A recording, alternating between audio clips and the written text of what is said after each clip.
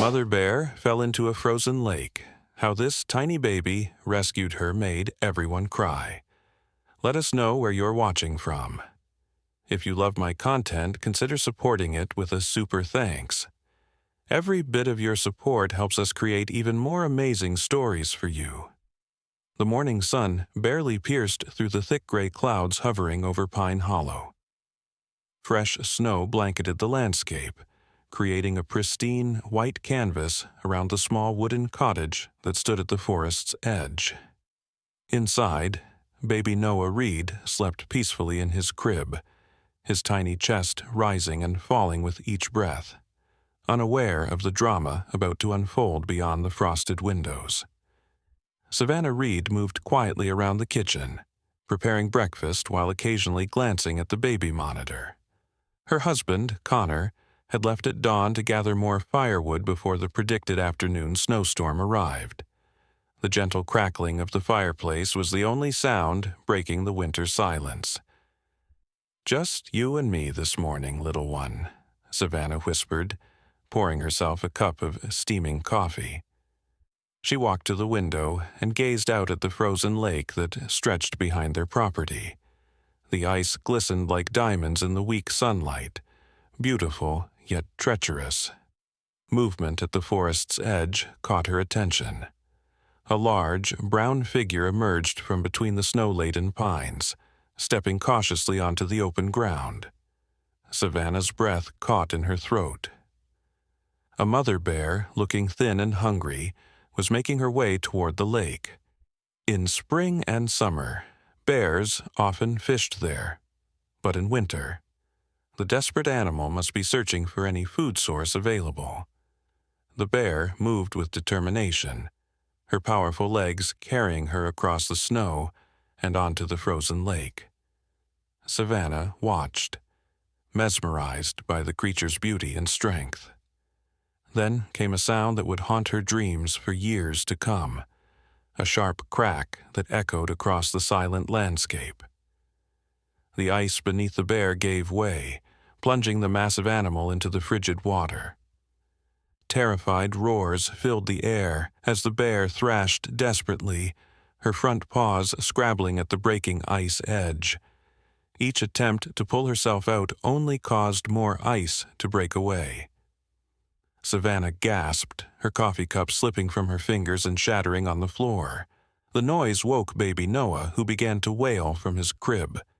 But when Savannah rushed to him, something strange happened. The moment she lifted him, his cries stopped abruptly. The baby's eyes, wide and alert, seemed fixed on the window, as if he could sense the tragedy unfolding outside. "Oh God, what do I do?" Savannah whispered, clutching Noah to her chest. She reached for her phone, frantically dialing Connor, but the call went straight to voicemail. The forest had poor reception on the best days, and today's thick clouds only made it worse. She tried the local ranger station next, but again, no answer. Outside, the bear's struggles were weakening. Her roars had turned to whimpers, the fight for survival evident in her increasingly feeble attempts to climb out. Savannah knew that without help, the magnificent creature would soon succumb to the freezing water. Baby Noah squirmed in her arms, his tiny hands reaching toward the window, making urgent gurgling sounds. Something in his behavior struck Savannah as extraordinary. It was as if he understood the dire situation and was trying to communicate. "We have to do something, Noah," she whispered, tears forming in her eyes. "But what can we possibly do?"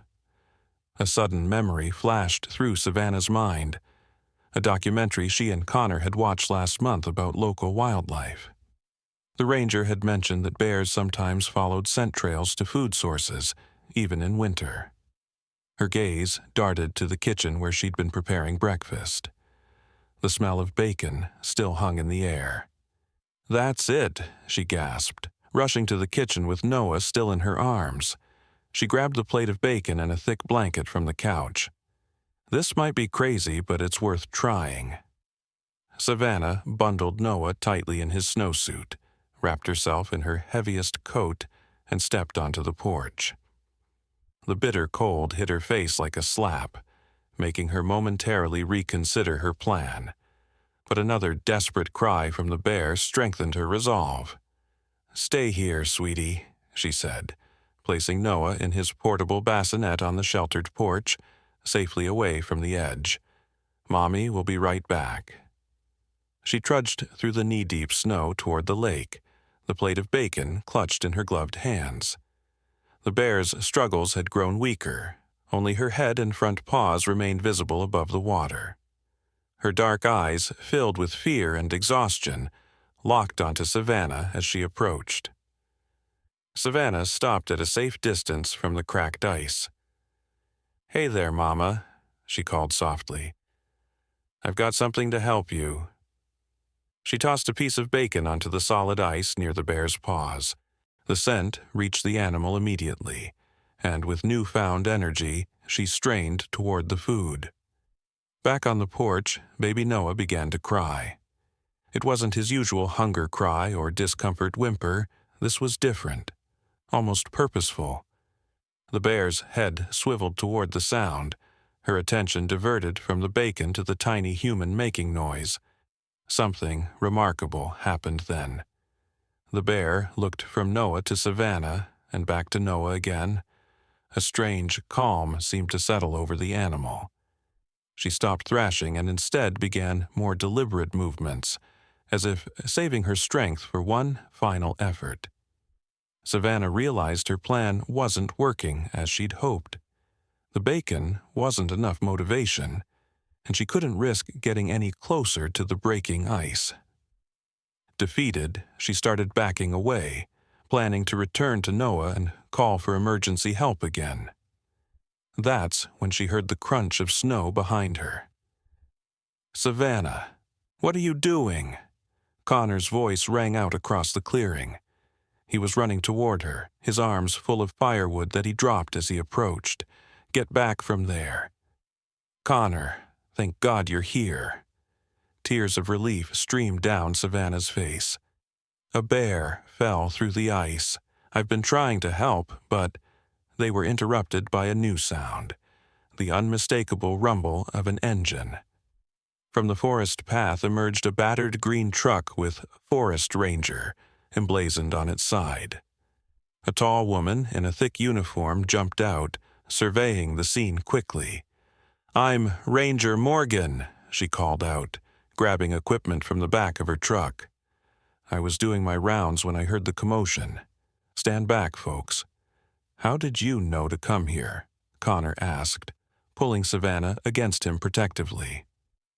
Ranger Morgan glanced at them as she unfolded what looked like a portable winch system. "I didn't. I was checking ice conditions around the lake when I heard a baby crying. Sound carries far in this cold air. Followed it and found you all. Lucky timing." Baby Noah's cries had guided help exactly when they needed it most. The ranger worked with practiced efficiency, securing a rope with a loop at the end. "This bear's running out of time," she muttered. "The cold water will shut down her muscles soon." Connor moved to help. "What can we do?" "Keep that baby making noise," the ranger said unexpectedly. "The bear seems to respond to it. And grab that bacon. We'll need it as motivation." Savannah rushed back to Noah, bringing him closer in his bassinet but still at a safe distance. As if understanding his crucial role, Noah's cries grew louder and more insistent. The strange connection between baby and bear became even more apparent. Each time Noah cried, the bear would look toward him and make renewed efforts to stay afloat. It was as if she recognized something in his distress that resonated with her own maternal instincts. "I've never seen anything like this," Ranger Morgan whispered, expertly throwing the rope toward the bear. "It's almost like they're communicating." The first throw missed, the loop landing just beyond the bear's reach. The second throw landed perfectly, but the bear, growing weaker by the minute, couldn't seem to understand what was being offered. That's when Savannah had an idea that sent chills down her spine. Not from the cold, but from fear of what she was about to suggest. "The bear keeps looking at Noah," she said, her voice shaking. What if we bring him closer? Not dangerously close, but enough that the bear can really see him." Connor's face drained of color. "Absolutely not. We're not using our son as bait." "Not as bait," Savannah insisted. "As inspiration. That bear is a mother, too. I can feel it. There's something happening between them." Ranger Morgan looked thoughtful. "I've worked with wildlife for 15 years, and I've seen some unexplainable things. Animals sometimes form connections we can't understand." She hesitated. "If you stay well back from the ice edge, and I keep the bear secured with the rope, it might work. But it's your call." Connor and Savannah exchanged a long look, years of trust and understanding passing between them in seconds. Finally, Connor nodded. "I'll hold Noah," he said firmly. "You help the ranger with the rope." Together, they approached the edge of the solid ice, stopping a safe distance from where the cracks began. Connor held Noah securely, the baby's face visible to the struggling bear. Noah's cries had changed now. They were softer, almost cooing sounds. The bear's eyes locked onto him, and something passed between them. A recognition, an understanding that transcended species. With strength that seemed impossible after her long struggle, the bear lunged forward, catching the loop of the rope in her teeth. Ranger Morgan and Savannah pulled with all their might, slowly drawing the massive animal toward stronger ice. "It's working!" Savannah gasped, her muscles straining with effort. "She's coming!" Inch by painful inch, they pulled the bear from the water's deadly grip.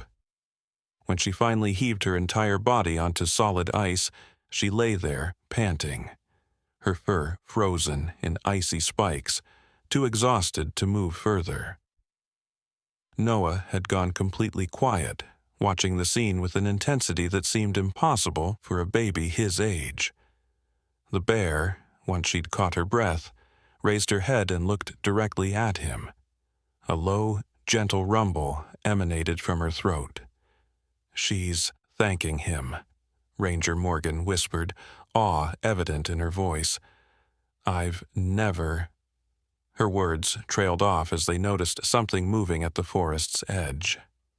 Two small bear cubs emerged cautiously from the trees, their tiny forms almost lost against the snow-covered pines. "She has babies," Connor breathed. "That's why she risked crossing the ice. She was desperate to get back to them." The mother bear struggled to her feet, her legs trembling with exhaustion. She gave one last look at baby Noah, then slowly, painfully, made her way toward her waiting cubs. That's why Noah responded so strongly, Savannah realized, tears flowing freely down her cheeks.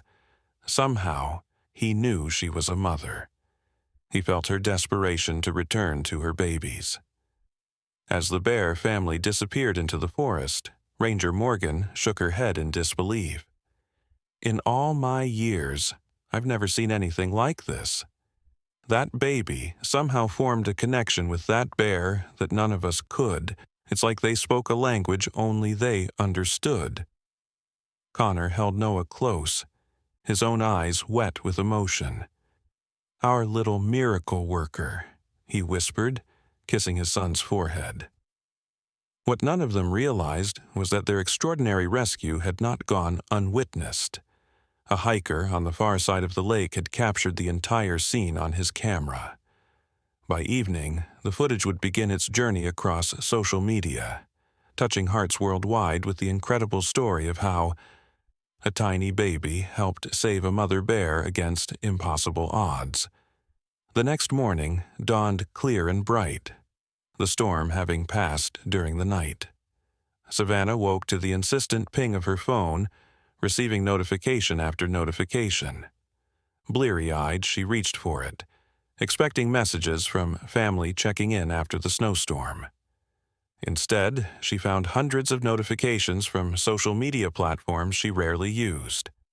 Her email inbox was flooded with interview requests from news outlets ranging from local stations to major networks. "Connor," she whispered, shaking her still sleeping husband. "Connor, wake up. Something's happening." He stirred groggily. "What time is it?" "Early, but look at this." She showed him her phone screen, the notifications still pouring in. "We've gone viral. Someone filmed yesterday's rescue." Connor sat up, instantly alert. "What? How is that possible? There was nobody else around." They discovered the answer when they checked the video that was being shared millions of times across platforms. The footage, taken from the opposite shore of the lake, showed everything. Savannah's initial attempt with the bacon, Ranger Morgan's arrival, and most powerfully the moment when baby Noah seemed to communicate with the desperate mother bear. The caption read, "Miracle at Pine Hollow Lake. Baby and parents save mother bear in incredible rescue." "This is overwhelming," Savannah murmured, scrolling through comments from people around the world expressing amazement and emotion. Many were calling Noah a bear whisperer and suggesting he had a special gift with animals. The phone rang, Ranger Morgan calling to warn them about the sudden attention. "I've been fielding calls since 5 a.m., she told them. "Wildlife experts, news crews, even a documentary filmmaker. They're all heading your way. You might want to prepare yourselves." "How did this happen?" Connor asked. "Who was filming us?" "A wildlife photographer named Ethan Marshall," Morgan explained. "He was in a blind on the North Shore, documenting winter wildlife patterns. Got the whole thing on his telephoto lens. By midday, the first news van had navigated the snowy roads to their cottage. More followed, creating an impromptu media camp at the end of their driveway. Connor politely but firmly kept them at a distance, agreeing only to a brief statement that they were grateful for the bear's survival and Ranger Morgan's assistance. What truly surprised them, however, was the call from Dr. Jessica Brooks, a renowned animal behaviorist from the State University. "What you experienced is extraordinarily rare," she explained when Savannah spoke with her. "I've studied interspecies communication for 20 years and documented cases of unusual animal-human connections, but nothing quite like this. I'd like to visit, if you're willing, to observe Noah's interactions with other animals." Savannah felt protective instincts flaring. He's just a baby, not a research subject. "Of course," Dr. Brooks assured her. "I'm merely suggesting observation in his natural environment. No testing, no intrusion. What happened may have been a one-time phenomenon or something more. Either way, it could advance our understanding of how different species perceive and communicate with each other." After discussing it with Connor, they agreed to a single visit. 3 days later, when the media frenzy had somewhat subsided, Dr. Brooks arrived with a small team, and the most surprising guest, Ethan Marshall, the photographer who had captured the rescue. "I'm sorry for causing such chaos," he said immediately, his expression genuinely contrite. "I never expected the video to spread so wildly. I just thought, well, it was the most extraordinary thing I'd ever witnessed. I felt compelled to share it." Savannah found she couldn't be angry with him. "You didn't do anything wrong. You just happened to be in the right place at the right time." The visit took an unexpected turn when Dr. Brooks asked if they ever went walking near the forest edge with Noah. "Animals leave scent markers," she explained. "I'm curious if your rescue has had any impact on local wildlife behavior." Connor led them on a short walk along their usual trail. Nothing seemed unusual until they rounded a bend near the forest edge. There, not 20 yards away, stood the mother bear they had rescued, her 2 cubs playing nearby. Dr. Brooks froze, raising a hand to signal everyone to stop. "Nobody move," she whispered. "This is highly unusual behavior. She shouldn't be this close to humans, especially with cubs." But the bear showed no signs of aggression. She watched them calmly, her posture relaxed. When Noah made a happy gurgling sound from his carrier on Savannah's chest, the bear's ears perked up. To everyone's astonishment, she took several steps forward, then stopped, as if respecting an invisible boundary. "This defies everything we know about wild bear behavior," Dr. Brooks breathed. "She recognizes you, all of you, but especially the baby." Ethan raised his camera slowly, capturing the moment. The bear remained for several minutes, her eyes fixed primarily on Noah, before finally turning and shepherding her cubs back into the forest. "What just happened?" Savannah asked, her voice barely above a whisper. Dr. Brooks shook her head in wonder. "I believe we just witnessed gratitude in its purest form. This bear associates your family, specifically your son, with her survival. She came to acknowledge that debt." The incident added a new chapter to what was already becoming known as the Pine Hollow Miracle. Ethan's new photographs, showing the bear's peaceful return, created another wave of media attention. This time, the story took on an almost mythical quality, with discussions about the depth of animal intelligence and emotion spreading across scientific communities. 2 weeks later, as winter began its slow transition toward spring, the Reed family received an unexpected visitor. A tall, distinguished man in an expensive coat arrived at their door, introducing himself as Michael Hayes, director of the International Wildlife Conservation Fund. "Your story has touched millions," he said, after they'd invited him in for coffee. "People who never gave a thought to wildlife preservation are suddenly engaged and interested.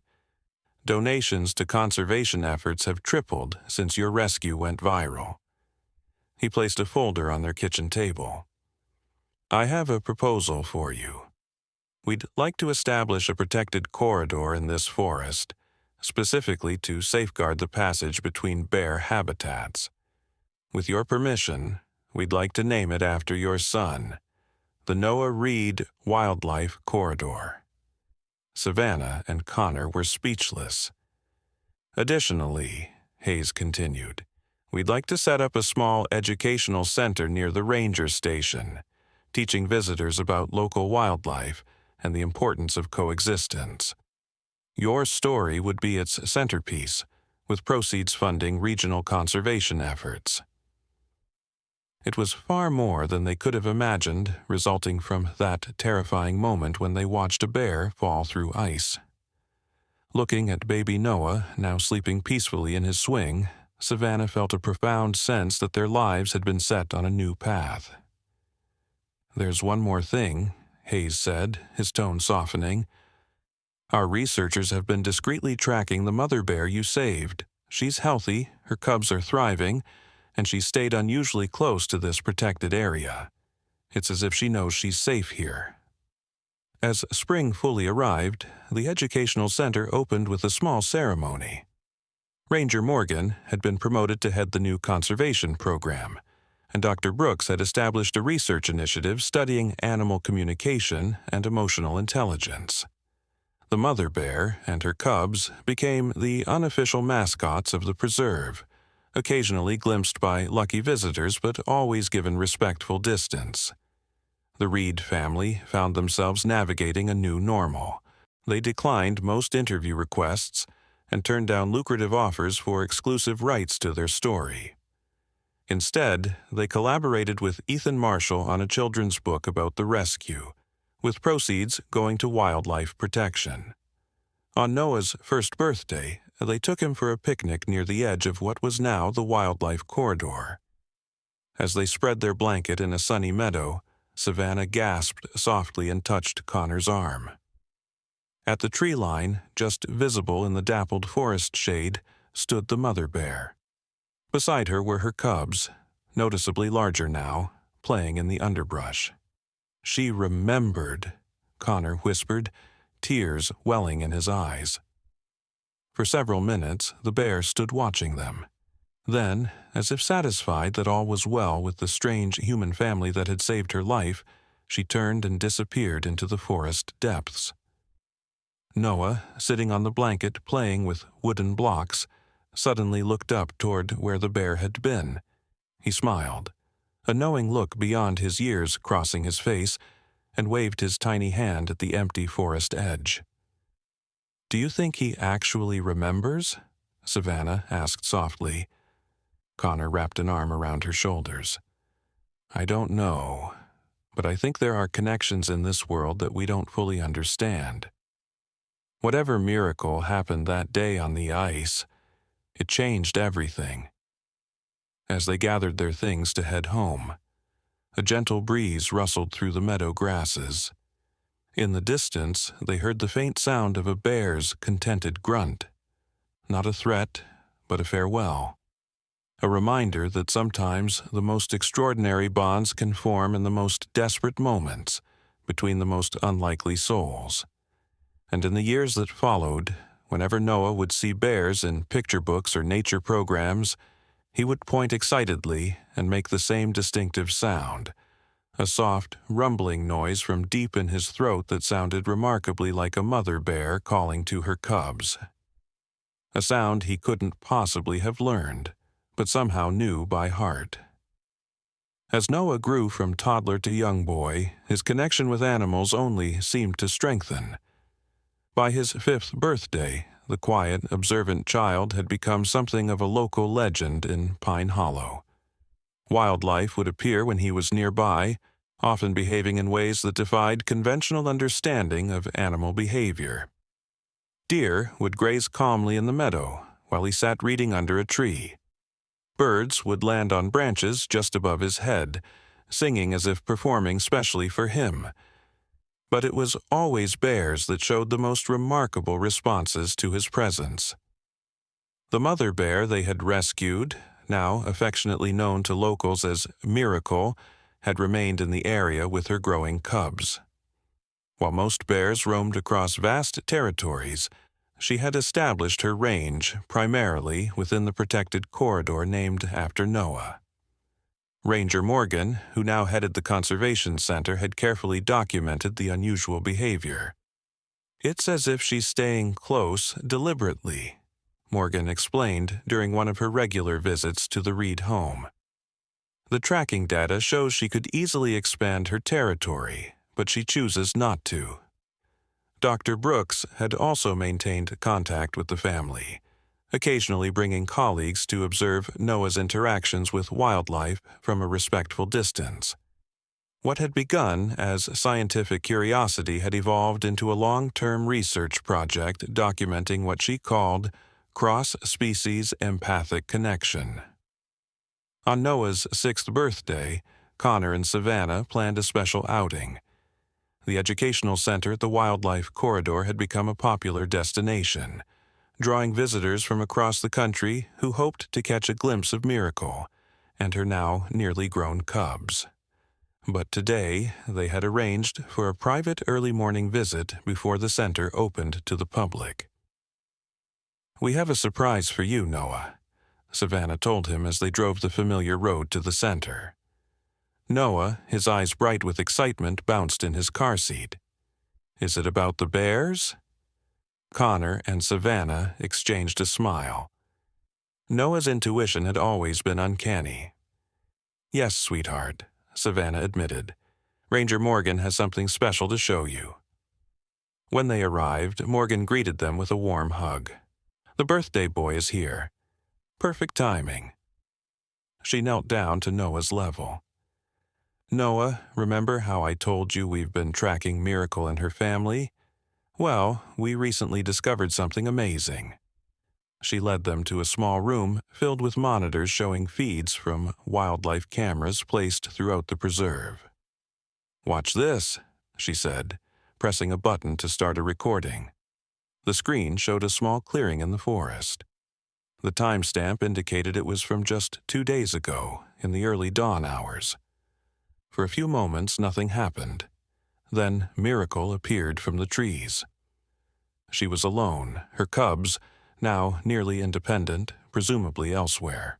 The bear moved cautiously into the clearing, then did something extraordinary.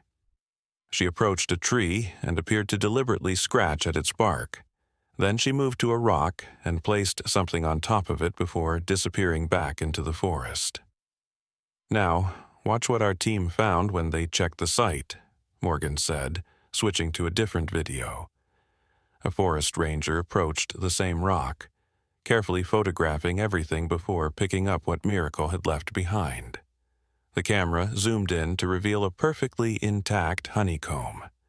"She left it there like a gift," Morgan explained, her voice reflecting her own amazement.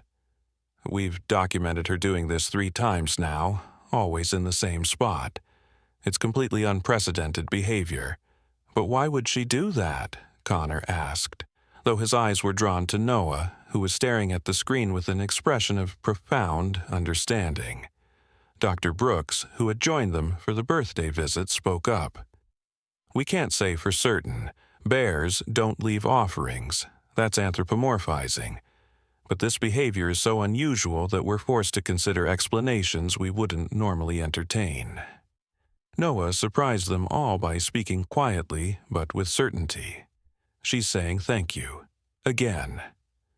The adults exchanged glances, but none contradicted him. In the years since the rescue, they had learned that Noah's insights about animal behavior, particularly regarding Miracle, often proved remarkably accurate. "There's more," Morgan said. "We want to show Noah something, with your permission." She looked to Savannah and Connor. "It's completely safe, but unusual."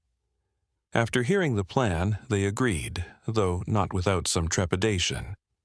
20 minutes later, they found themselves in a specialized viewing blind at the edge of the forest, designed to allow observation without disturbing wildlife. "Miracle usually comes to this meadow in the morning," Morgan explained quietly. "We've set up a feeding station that supplements her natural foraging. The blind is downwind, and she can't see or smell us." They waited in hushed silence. Noah sat perfectly still between his parents, his gaze fixed on the meadow. Nearly half an hour passed before Morgan's radio crackled softly. "Movement on the north side," came a whispered voice. "She's approaching." Moments later, Miracle emerged from the trees.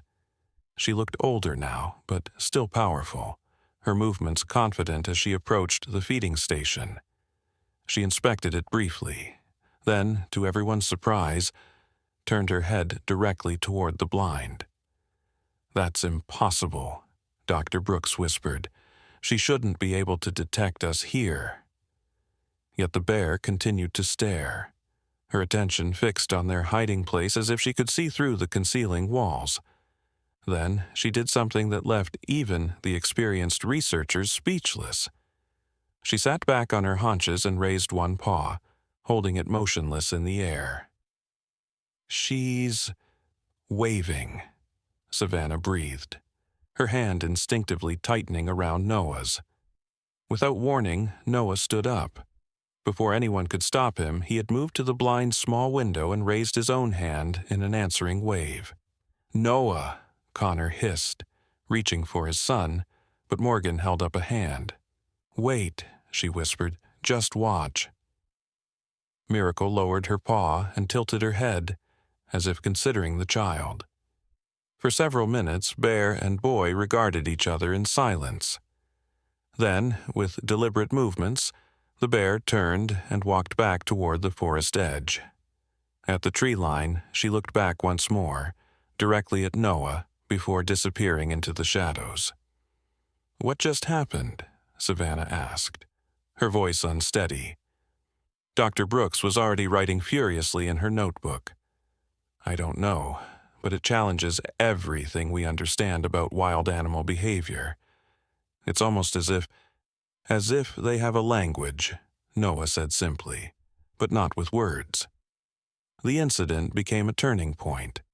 After extensive discussion and with strict protocols in place, Dr. Brooks proposed a controlled research program to better understand Noah's unusual abilities. With the Reeds' careful oversight and Noah's enthusiastic participation, a series of observational studies began. What they discovered over the next year astonished the scientific community. Under controlled conditions, Noah demonstrated what appeared to be genuine communication with various animals. He couldn't speak to them in any conventional sense, but he seemed able to understand their intentions and emotional states with uncanny accuracy, particularly with the bear family. The research drew attention from farther afield. When Noah was 7, a delegation from the International Wildlife Foundation visited, including representatives from major conservation organizations worldwide. Among them was a respected elder from a Native American tribe known for their traditional knowledge of bear behavior. Jacob Running Bear watched Noah during a demonstration session, his weathered face impassive. Afterward, he asked to speak with the family privately. In our traditions, he told them, seated in the center's small conference room, there are stories of individuals who carry the spirit of the animal people. We call them bridges between worlds. They understand the language of creatures in a way others cannot. Connor, ever practical, shifted uncomfortably. With all due respect, Mr. Running Bear, we're trying to understand this scientifically. The elder nodded, unperturbed. Science and traditional knowledge need not conflict. Both seek to understand truth, just through different paths. He turned his attention to Noah. The bears recognize what you carry within you. That is why they respond. What do I carry? Noah asked, his eyes wide with curiosity. Running Bear smiled gently. Harmony, balance. You do not see barriers between human and animal. To you, all are relations, worthy of respect and understanding. That conversation planted a seed in Noah's young mind. As he entered his 8th year, he began to ask more questions about his unique abilities and how he might use them. The educational programs at the center had expanded, and visitors often asked to hear the story of the rescue directly from the Reed family. One unusually warm spring day, when Noah was 8.5, a group of visitors included a woman named Lily Chen, a documentary filmmaker known for her powerful nature films. After hearing the rescue story and witnessing one of Noah's demonstrations with local wildlife, she approached the family. I've been documenting human-wildlife interaction for 20 years, she told them, but I've never seen anything like what your son can do. I believe his story could change how people view our relationship with the natural world. Her proposal was compelling.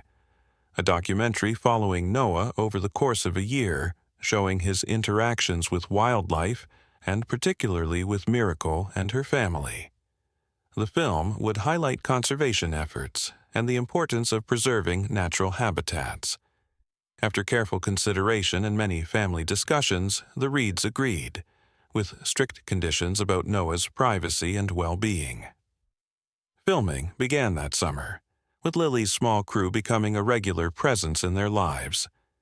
The documentary project took an unexpected turn when tracking data showed that Miracle had begun a highly unusual migration. Bears rarely traveled far from their established territories, but she was moving steadily northwest toward the higher mountains. It's concerning, Ranger Morgan admitted during a tracking update. She's heading into territory that's slated for development. A luxury resort company purchased the land last year. Noah, listening intently, spoke up. She's worried something's wrong with her home. The adults had learned to take Noah's insights seriously. Further investigation revealed that the development company, Silver Peak Resorts, had already begun preliminary work, cutting survey lines through the forest beyond the protected corridor. The vibrations from the equipment could be disturbing the bears, Dr. Brooks theorized. They're extremely sensitive to changes in their environment. The documentary's focus shifted to follow this new development. Lily's crew captured footage of the early construction work and interviewed representatives from Silver Peak, who insisted they were following all environmental regulations. Noah, however, became increasingly distressed. "Miracle is trying to tell us something," he insisted. "She wouldn't leave unless something was really wrong." His concern proved prophetic when Ranger Morgan received alarming news from field researchers. "There's been contamination detected in the northern watershed. It appears to be coming from the construction site." The discovery triggered an immediate investigation. Water testing revealed chemicals leaching into the stream system that fed the entire region, including the protected corridor. The documentary team was there to capture the moment when state environmental officials arrived to shut down the construction project. "I knew it," Noah said quietly as they watched officials posting cease and desist notices. "Miracle knew the water wasn't safe. That's why she left." The contamination incident became a central part of the documentary, highlighting how Noah's connection with Miracle had indirectly helped expose an environmental threat. Public outrage grew as the story spread, putting intense pressure on Silver Peak Resorts. In a dramatic turn of events, the company's CEO, Alexander Hayes, requested a meeting with the Reed family. Facing a public relations nightmare and potential legal consequences, he arrived at the Conservation Center with an unexpected proposal. "I've made a serious mistake," he admitted, looking genuinely chastened. "I trusted my development team to follow environmental protocols, but clearly they failed. Rather than fight this in court, I want to make it right." His offer was unprecedented. Silver Peak would donate the entire purchased land tract to expand the wildlife corridor, effectively doubling its size. Additionally, they would fund a complete cleanup of the contaminated area and establish an endowment for ongoing conservation research. "Why the change of heart?" Connor asked skeptically. Hayes hesitated, then confessed. "My granddaughter showed me your story online. She's Noah's age. She asked me how I could destroy a bear's home after hearing about the rescue." He looked at Noah with something like wonder. "Sometimes it takes a child to remind us what's truly important." The agreement was finalized over the following months, transforming a potential environmental disaster into a conservation victory. Miracle eventually returned to her familiar territory once the cleanup was complete, bringing with her not just her now adult cubs, but what appeared to be their cubs as well, the next generation. On Noah's 9th birthday, the documentary premiered at a special outdoor screening at the Conservation Center. Hundreds gathered to watch the film, titled "The Boy Who Speaks to Bears." It chronicled not just the original rescue, but the remarkable events that had followed, culminating in the expansion of the protected lands. As twilight fell and the screening ended, the audience rose in a standing ovation. Noah, standing shyly between his parents, looked overwhelmed by the response. Then, a murmur spread through the crowd as people pointed toward the forest edge. There, partially hidden in the gathering darkness but clearly visible, stood Miracle. Beside her were her adult cubs and several smaller bears, her grand-cubs. The bear family watched the human gathering for several long moments. Noah stepped forward, away from the crowd, and raised his hand in what had become his customary greeting. Miracle rose briefly on her hind legs, a gesture rarely seen outside of threatening situations, but here carrying no aggression, and then settled back down. With what almost looked like a nod, she turned and led her family back into the protected forest, secure in their expanded home. Dr. Brooks, who had been documenting Noah's abilities for years now, stood nearby with tears in her eyes. "In 30 years of wildlife research, I've never witnessed anything like this relationship," she said. "It defies scientific explanation." Jacob Running Bear, who had returned for the documentary premiere, stood quietly watching. "Not everything needs scientific explanation to be true," he said softly. "Some bonds transcend our understanding." As the years passed, Noah grew from a child into a teenager, his extraordinary connection with animals remaining a constant in his life. The documentary won awards and was seen by millions worldwide, inspiring countless conservation initiatives and changing perceptions about human-wildlife relationships. Miracle lived to an unusually old age for a wild bear, remaining within the protected corridor and continuing her unprecedented behavior of leaving occasional gifts, honeycomb, particularly vibrant autumn leaves, once even a perfectly round stone, at the spot that researchers now called the Gratitude Rock. On Noah's 16th birthday, he visited that spot alone, something his parents now allowed as he had grown into a responsible and naturally cautious young man. He carried with him a small container of fresh berries, Miracle's favorite, and placed them carefully on the rock. He sat quietly, waiting. Though Miracle was elderly now, she still appeared regularly on the wildlife cameras, though less frequently with each passing season. Noah knew, with that same inexplicable certainty that had guided him since childhood, that she would not live much longer. As dusk gathered, his patience was rewarded. The old bear emerged slowly from the trees, her once dark coat now grizzled with gray. She approached the rock with deliberate steps, inspecting his offering with gentle sniffs. "Hello, old friend," Noah said softly. Miracle looked up, her eyes, still bright despite her age, meeting his. In that moment something passed between them, an understanding that transcended the boundaries between species. The bear settled heavily onto the ground near the rock, closer to a human than any truly wild bear would normally come. For nearly an hour, boy and bear sat in peaceful companionship as darkness fell. No words were exchanged, none were needed. When Miracle finally rose and prepared to leave, Noah felt a certainty that this was their final meeting. "Thank you," he whispered as she disappeared into the forest, "for everything you taught me." 2 weeks later, tracking data showed that Miracle had traveled to a remote, peaceful corner of the expanded corridor.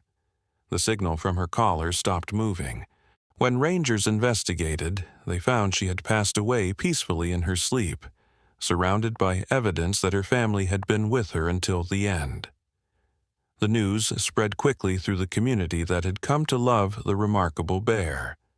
Spontaneously, people began leaving flowers and honey at the educational center. Children created artwork depicting Miracle and Noah, their simple drawings capturing the essence of an extraordinary friendship. At Noah's request, a small memorial was placed at the Gratitude Rock. The simple stone marker bore no name, just the silhouette of a bear with one paw raised, the waving gesture that had become Miracle's signature greeting to Noah. The morning after the memorial was placed, rangers discovered something astonishing. Around the stone, in a perfect circle, lay small offerings. Berries, flowers, and bright leaves, left by multiple bears, as evidenced by the variety of paw prints in the soft earth. Miracle's children and grandchildren had come to pay their respects, following the tradition she had established years before. It was, perhaps, the most extraordinary chapter yet in a story that had already defied explanation. As Noah stood looking at the bear offerings, reporters asked how he felt about Miracle's passing. His answer would be quoted in conservation textbooks for years to come. She wasn't just a bear who needed saving that day on the ice. She was a teacher who showed us that the boundaries we imagine between species are just that, imaginary. Every creature on this planet has feelings, connections, and purpose. Miracle's greatest gift wasn't the honeycomb she left on this rock. It was showing us that when we open our hearts to the natural world, it opens its heart to us as well. The story of the baby who saved a mother bear continued to spread, evolving with each passing year, but never losing its core message of connection and compassion. And in the protected forest that now stretched for miles around Pine Hollow Lake, generations of bears continued to behave in ways that scientists could never fully explain, approaching the Gratitude Rock on Noah's birthday each year, leaving small tokens that seemed random to most observers but carried profound meaning to the young man who had once, as a tiny baby, formed an impossible bond with a desperate mother bear on a frozen lake. On Noah's 18th birthday, as he prepared to leave for college, he made one final visit to the Gratitude Rock. The Reed Wildlife Corridor had expanded further over the years, now connecting with other conservation areas to create one of the largest protected wilderness zones in the region. The educational center had grown into a renowned research facility, drawing scientists and conservationists from around the world. As Noah approached the familiar clearing, he noticed something unusual. The ground around the rock was disturbed, covered with fresh paw prints of various sizes. He knelt to examine them, recognizing the distinctive pattern of bear tracks. Many bears, from the looks of it. The entire family was here, he murmured to himself, tracing a particularly large print with his fingers. This would be one of Miracle's grand cubs, now fully grown. He placed his own offering on the rock, a small jar of honey from the Conservation Center's beehives, and sat down on the nearby log that had been worn smooth by years of the visitors. "I'm leaving tomorrow," he said aloud, though no one appeared to be listening. "University of Montana, their wildlife biology program." He smiled softly. "I guess you changed my life in more ways than one." The forest remained silent, except for the gentle rustling of leaves in the breeze. Noah hadn't expected any bears to appear. It was midday, and they rarely showed themselves during busy hours. This visit was more about saying goodbye to a chapter of his life than any actual encounter.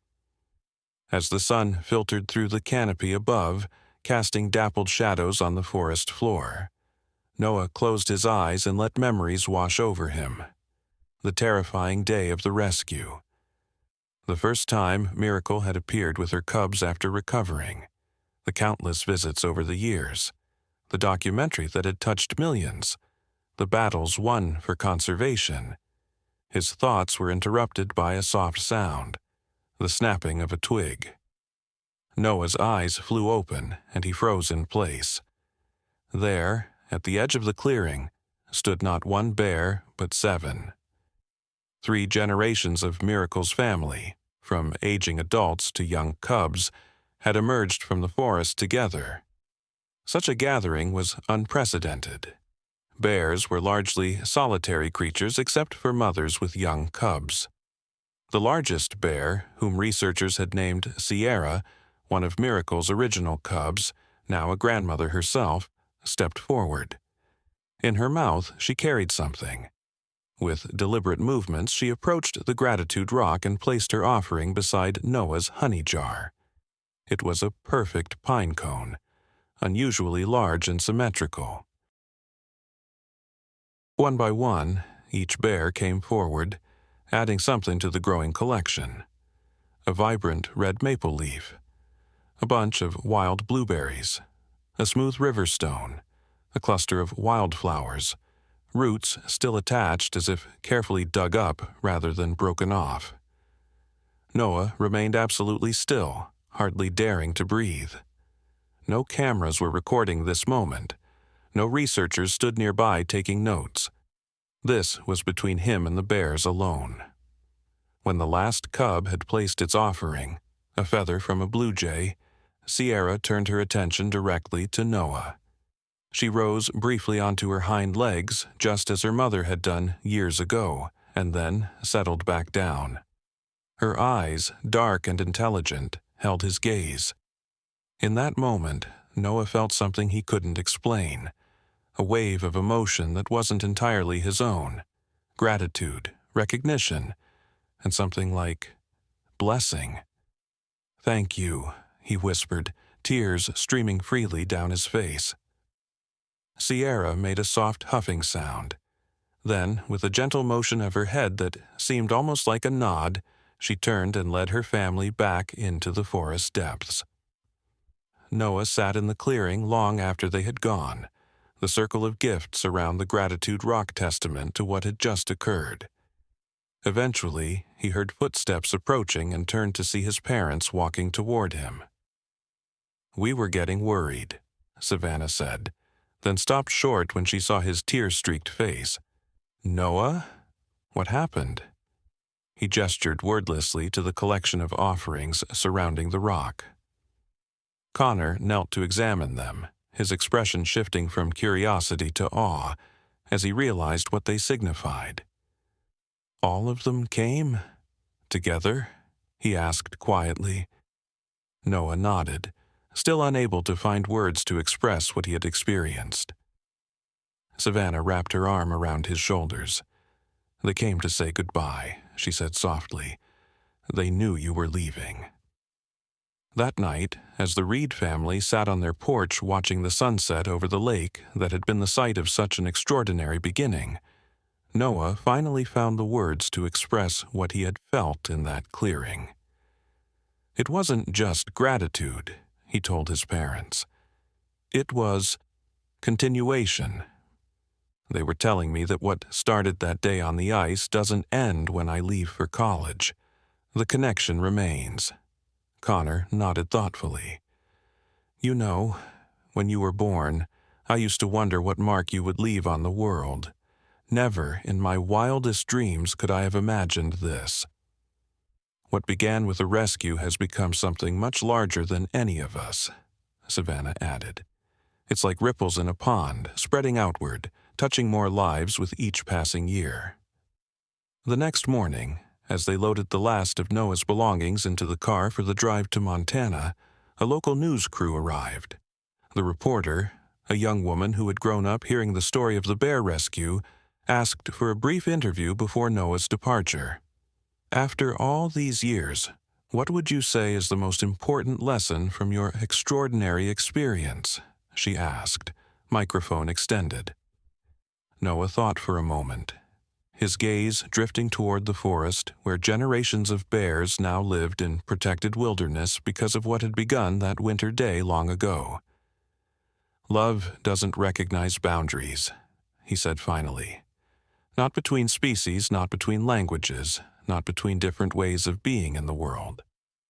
That day on the ice, a desperate mother bear and a baby too young to understand danger somehow found a connection that transcended all those barriers. Everything that's happened since, the conservation efforts, the research, the changes in how we relate to wildlife, it all started with that simple truth. He smiled. A hint of the baby he had been still visible in his now adult face. And maybe the most beautiful part is that it continues.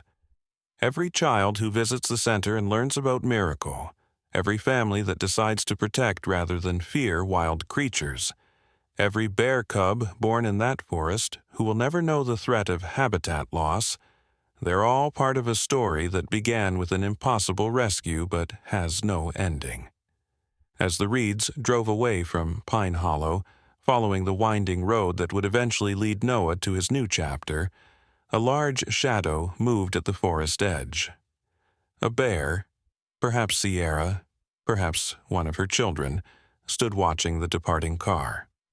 For just a moment she rose on her hind legs, a paw lifted in what could only be described as a wave goodbye. And though Noah couldn't see her from the car, somehow he knew she was there.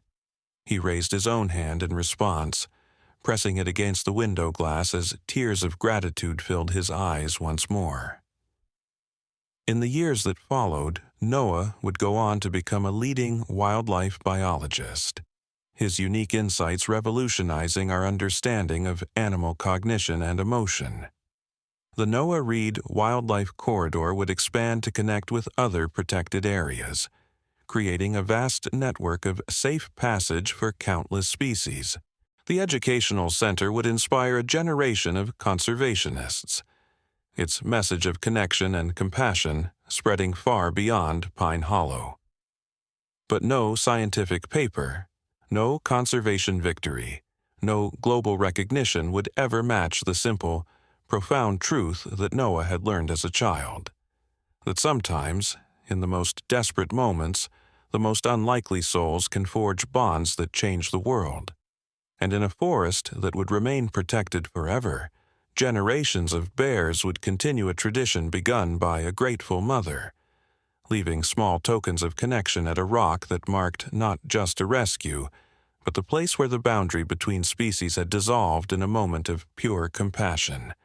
A moment when a tiny baby and a desperate mother bear reached across the divide and found each other. A story that had begun with tears of fear, ended with tears of joy, rippling outward through time, connecting us all in the shared miracle of life on this precious planet we call home.